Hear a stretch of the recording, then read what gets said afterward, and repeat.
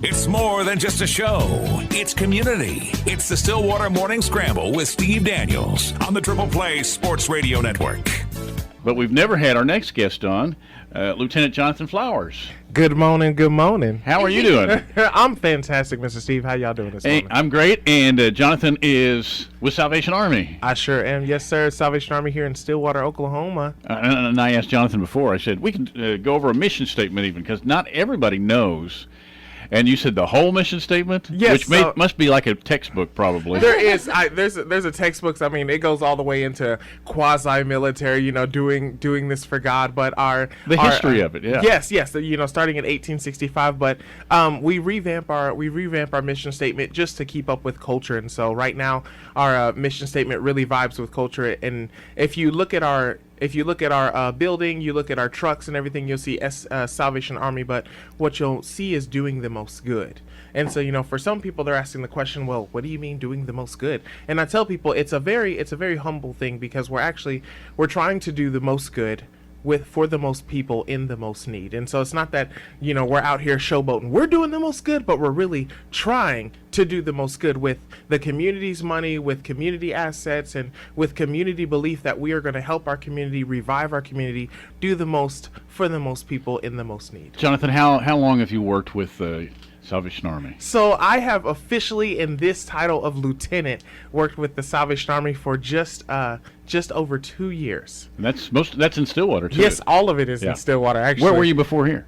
So I am a Salvation Army brat, as they call it. I have been everywhere from Atlanta, Georgia, to Dallas, Texas, to Fayetteville, Arkansas, Baltimore, Maryland, Wilmington, North Carolina, Irving, Texas. I mean, you name it, I've been there. Mississippi. All of those are beautiful places except Irving, Texas. Well, I actually like to tell people that I'm from Las Colinas. Oh, okay. They're like, oh, where's that? And I'm like, it's really just the colony in Texas. Okay. No, Irving's fine. But some of those others, like Wilmington, yes, sir. Those places are gorgeous. Yes, ironically, my parents are stationed in Wilmington now, and they just got finished with the flooding disaster of Hurricane Florence or Hurricane Michael. They both kind of hit over there, and so they're wrapping up with that flood. One of my favorite places to travel is the Carolinas. Yeah. People are nice. The weather's kind of muggy this time of year, but it is here too. The water is warm. If you go west, the water's cold. Yes, but they have relief because they have a beach. They do have a beach. All I have is land. Oh, okay. I was going to say, you guys had some flooding recently, too. Oh, yes, ma'am. We sure did have some flooding recently. We almost lost our first floor. Oh. But now we're talking about the structure at Salvation Army. Yes, sir. We're talking about right. Here in Stillwater. So. But it's been so right now we're under reconstruction and trying to get that rebuilt. So my wife and I went to go watch my brother graduate in Atlanta. He's now a Salvation Army officer, and we came back to about a quarter inch of water in our what we consider our basement, but it's our underground floor. And so it's our underground floor where all our social services happen. But there was about a quarter inch of water, and so we had to get everything out, and it had stood for about 2 days by the time we got there. So we had furniture that was swollen, we had our walls that started peeling, we had our carpet was totally gone. And so but again, we have reached out to our advisory board members. We've reached out to a lot of city members. We've even reached out to United Way with Ivy, and she's been so fabulous in helping us find office space, helping us find usable space, one for our employees, but also for our summer day camp program that we have happening right now. Yeah, any way we can help with this, since we're on the flood issue, any way we can help there. Absolutely. So right now we're looking at restocking our pantry. So we can't open up until August 5th. That's when we're probably going to have the renovation done, and it'll be safe to actually have clients coming through. But our biggest thing is that we are having to restock our pantry. So us, along with Our Daily Bread, we are one of the two biggest pantries in town. And right now, that one pantry being down, you have a lot of influx happening with Our Daily Bread. You have a lot of influx happening with the Meehan Church, and we're trying to get ourselves back up and running, because it's not that we just provide food, but we also provide financial assistance. We provide clothing vouchers. We provide furniture. We provide gas if people need gas to get to and from the doctors. We also provide, emotional, spiritual care. And so we're not able to do those things. And so if you have non-perishable goods in your pantry and you haven't given them away yet, look to us, 1101 South Lowry at the Salvation Army. We are in desperate need of canned goods. We're down about 19,000 pounds, Oh, wow. which comes to a total of just over $14,000 of monies that we've lost to food. Wow. When you say you're down that much, how much is usually on reserve there? So we keep about 20,000 pounds on reserve. And so right now Wow. we've had to give away everything but about 900 pounds. And even in that 900 pounds, it's really our number 10 cans. So I don't know if you know what a number 10 can is, but imagine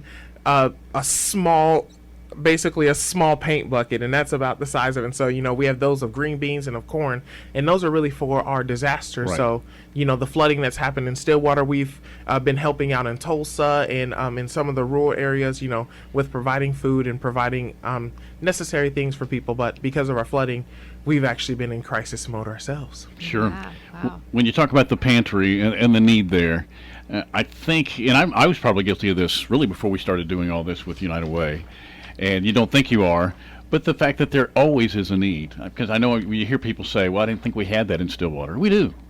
Yeah, so we actually, there's many things that there is a need in Stillwater. And, we have this moment of guilt, but it's not guilt because they are promoting the other side of Stillwater, and we are helping out keep that Stillwater beautiful, keep that Stillwater thriving, keeping Stillwater running. And so, we're in the trenches, and we very much appreciate y'all with this opportunity to be able to put our organization on showcase for a little bit, because you're right. For some people, they don't know, but we are more than willing to tell everybody, what's going on. We're always excited to tell people that, yes, this is a need, this is happening in Stillwater, but this is how you can help, and never be afraid if you see somebody on the street and you're like, oh man, I just don't know, but now you have a resource in your head. Hey, go check out the Salvation Army. Hey, reach out to United Way, because they can always give you resources of what's going on, what's happening, how you can receive help if you find yourselves down and out of luck in that moment.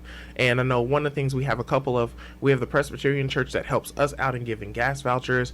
We have, of course, United Way that gives us resources of free shirts and free cups and all kind of wonderful things. And we have many offices at OSU that will actually donate furniture to us. And because they donate furniture, we're able then to give furniture vouchers out and to replenish people's homes. And of course, our Salvation Army thrift store, that is direct service back to the community. And so you can always come in and be thrifty and shop, but that money goes back into the community to help those with utilities and rental assistance. Location of the thrift store. Yes, sir. 211 East 9th Street. It is south of the post office. Easy enough to find. It It's is. just right down here.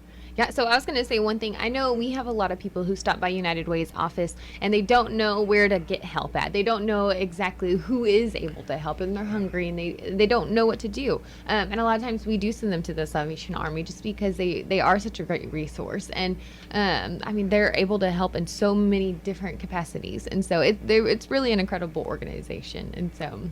And they're down in their pantry now, so if you Yeah. can help out, then do that. And so I know right now you guys aren't in your office, so where are you guys kind of at currently? So we're at two locations. So our summer day camp is located south of town. It's at the Old First United Methodist Church campus, and then we have our social service offices happening in our second story of our building. So if you know the Salvation Army, we have about 3 stories in our building. And so we have our social services happening in our second story, but our social services are crippled right now.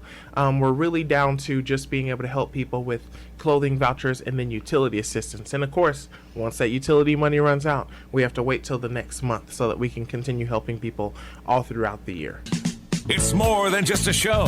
It's community. It's the Stillwater Morning Scramble with Steve Daniels on the Triple Play Sports Radio Network.